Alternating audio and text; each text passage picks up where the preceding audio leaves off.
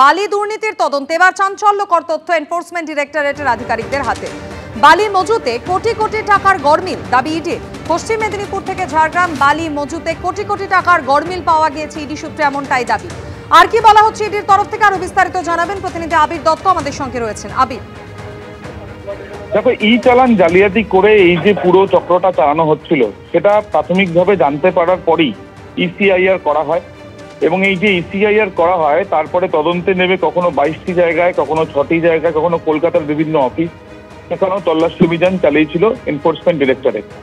এরপর যখন অরুণ সারাফকে প্রথমবার পিজিও কমপ্লেক্সে ডাকা হয় ইডির তরফ থেকে, তাকে জিজ্ঞাসাবাদ করে এবং তার গ্রুপ অফ কোম্পানি অর্থাৎ জিডি গ্রুপ অফ কোম্পানি, সেই কোম্পানির যারা অন্যান্য ডিরেক্টররা তাদের সাথে কথা বলো, তারা জানতে পারেন, তাদের বয়ানে উঠে আসে যে 90 লক্ষ সিএফটি সেটা বিক্রি করা হয়েছে, এবং যেটা তাদের অনুমোদন ছিল সেই অনুযায়ী যদি 90 লক্ষ সিএফটি বালি বিক্রি হয়ে থাকে তাহলে সেই ক্ষেত্রে 2.6 কোটি বা 2.6 কোটি সিএফটি বালি স্টকে থাকার কথা। কিন্তু স্টক এবং চালান পরীক্ষা করে, যেগুলো তাদের অফিস থেকে উদ্ধার করা হয়েছে পুলিশের তরফ থেকে চালানগুলো, এবং স্টক পরীক্ষা করে দেখা যায় 30 থেকে 40% মজুদ ছিল মাত্র।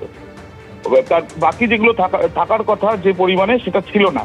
তখনই সন্দেহ আরো বেশি ঘনীভূত হয়। তারা আরো তদন্তে নামেন এবং তারা জানতে পারেন যে পশ্চিম মেদিনীপুরে 17 লক্ষ সিএফটি 2024 সালে নিলামে পেয়েছিল সরকারিভাবে বিক্রি করার জন্য এই সংস্থা, কিন্তু স্টক পরীক্ষা করে দেখা যায় যে সেখানে কোনো কিছুই অবশিষ্ট নেই।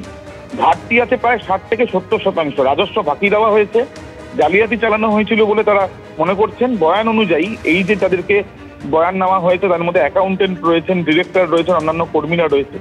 তাদের বয়ান অনুযায়ী যেটা জানা যাচ্ছে 1.56 কোটি সিএফটি গোপীবল্লভপুরে থাকার কথা, কিন্তু পরীক্ষা করতে গিয়ে দেখা যায় যে সেখানে কিছুই নেই। 17 লক্ষ সিএফটি পশ্চিম মেদিনীপুরের সাইটে স্টক থাকার কথা, কিন্তু সেটাও সেখানে পাওয়া যায়নি। সর্বমোট 1.73 কোটি সিএফটি যেই বালি বিক্রি করা হয়েছে সম্পূর্ণভাবে সরকারি রাজস্বকে ফাঁকি দিয়ে, পোর্টালে কোনো তথ্য না দিয়ে, এবং এইটা পুরোটাই হয়েছে জালিয়াতি, ই চালানকে জালিয়াতি করে। এবং 77.85 কোটি টাকা বা 78 কোটি টাকা প্রায়, যে টাকাটা সম্পূর্ণভাবে বিক্রি করে তারা আত্মসাৎ করেছে। এবং কখনো দেখা যাচ্ছে যে কাঁচা বিল করা হয়েছে, বা কখনো দেখা যাচ্ছে যে বিভিন্ন অ্যাকাউন্টে ঢুকেছে। যেমনটা তদন্তকারীরা জানতে পারছেন যে 103 কোটি টাকার বিজনেস বা 103 কোটি টাকার যদি তারা আয়ও করে থাকে তাহলে সেই ক্ষেত্রে 130 কোটি টাকা ব্যাংকে ঢুকেছে, সেরকম তথ্য একটি অ্যাকাউন্ট থেকে পাওয়া গিয়েছে বা বেশ কয়েকটি অ্যাকাউন্ট থেকে তারা পেয়েছেন। এবং এই সমস্ত বিষয় খতিয়ে দেখার পর তদন্তকারীদের অবজারভেশন মূলত দুটি। প্রথম, এই যে যাকে গ্রেপ্তার করা হয়েছে, যাকে আপাতত হেফাজতে রয়েছে ইডির, এই অরুণ সারাফ, তার যে বক্তব্য সেখান থেকে এবং এই তথ্য প্রমাণ খতিয়ে দেখে যে জালিয়াতিটা কোন পর্যায়ে এবং কতদিন ধরে হয়েছে। এবং দ্বিতীয়ত, অরুণ সারাফ কি একাই এই চক্রের সঙ্গে রয়েছে, নাকি এই প্রোটেকশন মানি থেকে আরম্ভ করে অন্যান্য টাকাও কোনো না কোনো জায়গায় দেওয়া হয়েছে, সেই বিষয়গুলো জানার জন্যই তারা তদন্ত চালাচ্ছে। ধন্যবাদ আবির।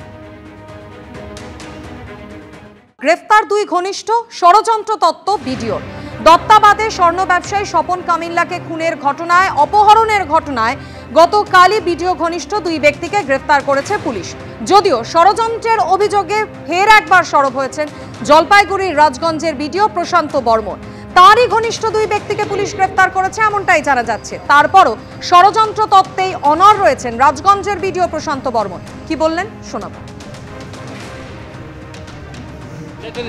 আমি আগেও বলেছি, এটা ষড়যন্ত্র চলছে, চক্রান্ত চলছে। ষড়যন্ত্রকারীরা বেশি দূর আর দৌড়াতে পারবে না, কারণ ষড়যন্ত্রকারীদের পরাস্ত হবেই, কারণ বিচার বিভাগ আছে। তার সাথে সাথে একটা কথা বলি, এই প্রশান্ত বর্মন পাবলিক সার্ভিস কমিশনের ইতিহাসে আমি প্রথম রাজবংশী ক্যান্ডিডেট যেখানে সর্বপ্রথম হয়েছিলাম।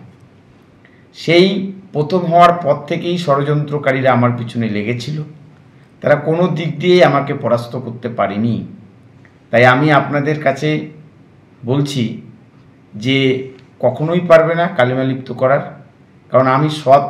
আমি এটা নিজেকে গভীরভাবে গর্বের সহিত বলতে পারি। এই বিষয় নিয়ে আরো বিস্তারিত আমাদের জানাবেন প্রতিনিধি রাজা চট্টোপাধ্যায় আমাদের সঙ্গে টেলিফোন লাইনে রয়েছেন।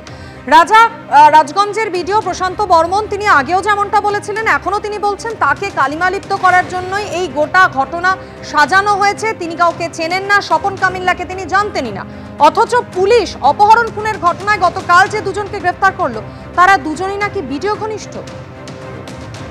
একদমই তাই, এটাই পুলিশ বলছে। এবং পাশাপাশি এই বিষয়ে ওনাকে জিজ্ঞাসা করা হলে তিনি পুরো বিষয়টি যেহেতু বলেছেন যে যেহেতু বিচারাধীন বিষয়, তিনি তাদেরকে চেনেন কিনা এই মুহূর্তে তার মন্তব্য করা ঠিক না। কিন্তু একাধিকবার কিন্তু যখন সংবাদ মাধ্যমে মুখোমুখি হয়েছিলেন পুরো ঘটনাটাই কিন্তু তিনি অস্বীকার করেছিলেন। তো প্রথমে বলেছিলেন আমার বাড়ি নেই, আমার বাড়িতে কোনো চুরি হয়নি, আমার বিরুদ্ধে চক্রান্ত করা হচ্ছে, ষড়যন্ত্র করা হচ্ছে। সেই একই কথা কিন্তু কাল রাতে যখন তিনি বিডিও অফিসে ঢোকেন এনআরসির কাজের জন্যও, তখন কিন্তু সাংবাদিকদের মুখোমুখি হয়ে তিনি একই কথা বলছেন যে আমার বিরুদ্ধে ষড়যন্ত্র করা হচ্ছে, চক্রান্তকারী যারা রয়েছে বারবার চক্রান্ত করছে। যবের থেকে আমি ভিডিও পদে বহাল রয়েছি তবের থেকেই আমার বিরুদ্ধে চক্রান্ত করা হচ্ছে। এই ঘটনার পিছনেও কিন্তু এবারও তিনি একই কথা বলছেন যে চক্রান্ত করে আমাকে ফাঁসানো হচ্ছে, আমি এই ঘটনার সাথে পুরোপুরি সরাসরি যুক্ত নই, আমি সেখানে যাইনি, আমার ওখানে কোনো বাড়ি নেই। এই একই কথা কিন্তু তিনি পরপর দুদিন সংবাদ মাধ্যমকে বললেন। এখন বিষয়টা রয়েছে যে দুজন অ্যারেস্ট হয়েছে, তাদের কাছ থেকে পুলিশ কি তথ্য পায়, কারণ সেই দুজন কিন্তু এর ঘনিষ্ঠ বলেই আমরা জানতে পেরেছি। একজন ঠিকাদার এবং একজন তার গাড়ির চালক, তিনি সেটাও কিন্তু অস্বীকার করছেন। এদের কাছ থেকে পুলিশ কি তথ্য পায় তার উপরেই কিন্তু আগামী দিনে নির্ভর করবে প্রশান্ত বর্মন সরাসরি এই ঘটনার সাথে যুক্ত রয়েছেন কিনা। রাজা, তুমি আমাদের সঙ্গে থাকো। 29শে অক্টোবর নিউ টাউনের ফ্ল্যাটে দত্তাবাদের স্বর্ণ ব্যবসায়ী স্বপন কামিল্লা, তাকে অপহরণ খুনের অভিযোগ ওঠে। অভিযোগ কার বিরুদ্ধে ওঠে? বিডিও প্রশান্ত বর্মন। এবং সেই ঘটনায় গতকালই পুলিশ গ্রেফতার করেছেন দুজনকে, তুফান থাপা এবং অপরজন রাজু ঢালি, এবং এরা দুজনই বিডিও ঘনিষ্ঠ বলেই পুলিশ সূত্রে খবর। এবং এই রাজু ঢালি খুনের ঘটনায় দুজন অভিযুক্তকে বিধাননগর কার নির্দেশে খুন করলে? কার নির্দেশে খুন করলে? প্রশান্তবাবু ছিলেন এবং তুফান দুজনকে এই মুহূর্তে বিধাননগর কমিশনারেটের পুলিশ কার নির্দেশে গ্রেফতার করলে? বিধাননগর কমিশনারেটের তরফ থেকে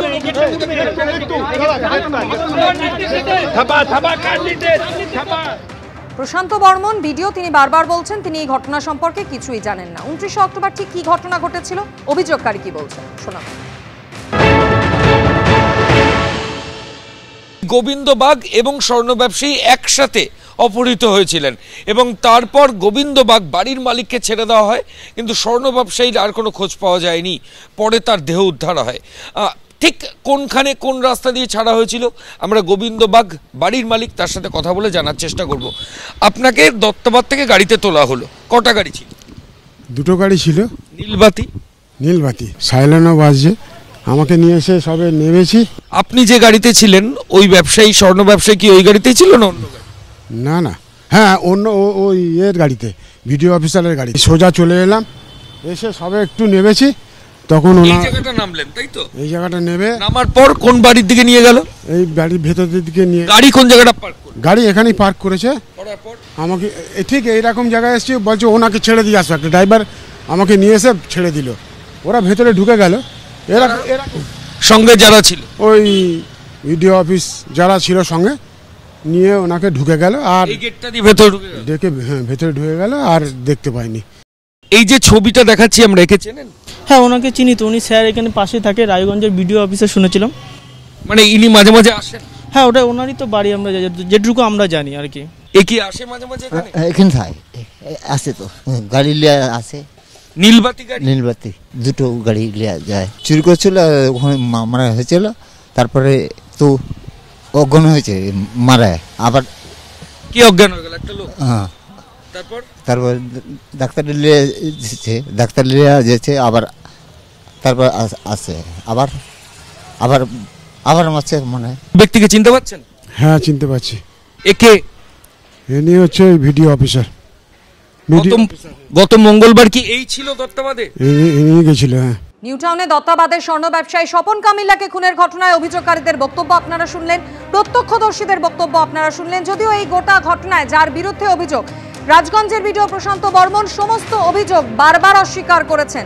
গতকাল তার দুই ঘনিষ্ঠ পুলিশ সূত্রে গ্রেপ্তার করা হয়েছে। পুলিশ সূত্রে জানানো হচ্ছে এই দুজনই ভিডিও প্রশান্ত বর্মন ঘনিষ্ঠ, যদিও গতকালও তিনি বলছেন ষড়যন্ত্র তত্ত্ব, তার বিরুদ্ধে ষড়যন্ত্র করা হচ্ছে, তাকে কালিমা লিপ্ত করার জন্যই যাবতীয় ঘটনা সাজানো হয়েছে। কার নির্দেশে গ্রেপ্তার করলে? বিধাননগর কমিশনারেটের তরফ থেকে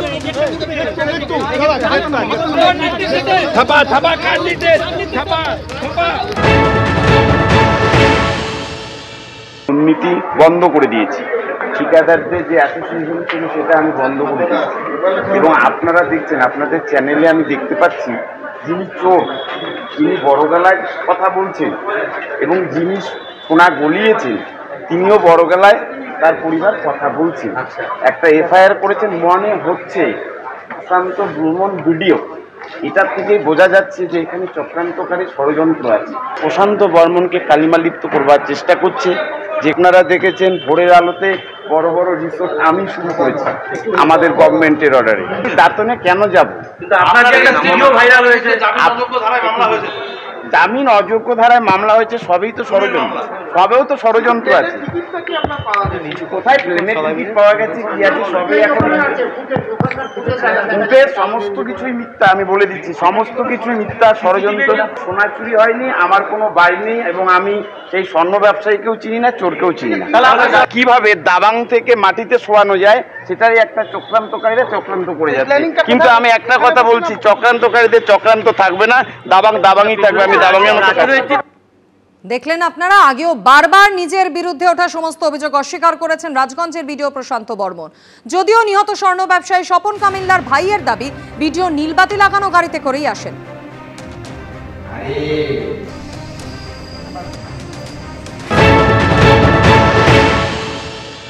নীলবাতি গাড়ি নিয়ে দুজন এসেছিল, খুঁজতে এসছে, ওরা খুঁজে পায়নি, ধমক দিয়েছে ওকে পেলে মারবো, তুলে নিয়ে যাবো, ভাড়া করে দেবো। দাদা 2 মাস পরে কলকাতা গেছে, দোকান খুলেছে, ওরা 2টো গাড়ি নিয়ে এসছে, দাদাকে দোকান তুলে ওকে ধরে রেখেছিল। বুধবার দিন পাওয়া গেছে লাশ, ফজলি দিয়ে কেটে ফেলে দিয়েছে। আর এই গোটা ঘটনা নিয়ে ইতিমধ্যেই শুরু হয়ে গিয়েছে রাজনৈতিক চর্চা। কেন্দ্রীয় শিক্ষা প্রতিমন্ত্রী তথা বিজেপি সাংসদ সুকান্ত মজুমদার বলছেন, যা যা অভিযোগ জমা পড়েছে রাজগঞ্জের ভিডিও প্রশান্ত বর্মনের বিরুদ্ধে, এখনো তাকে কেন ক্লোজ করা হলো না? অ্যারেস্ট করা উচিত, ইমিডিয়েট ওর চাকরি চলে যাওয়া উচিত। শুনেছি নাকি ওনার মাথায় কোনো একজন বিচারপতির হাত আছে, সেই না কোন বিচারপতি নাম শুনেছি। এই যে ছেলেটি যার নাম বারবার উঠে আসছে প্রশান্ত বর্মন, খুন এবং স্বর্ণ ব্যবসায়ীকে অ্যাবডাকশন, তার বিরুদ্ধে তো স্টেপ হওয়া উচিত। ক্লোজ হয়নি কেন এতদিনে? এই ভিডিও ক্লোজ হয়ে যাওয়া উচিত ছিল।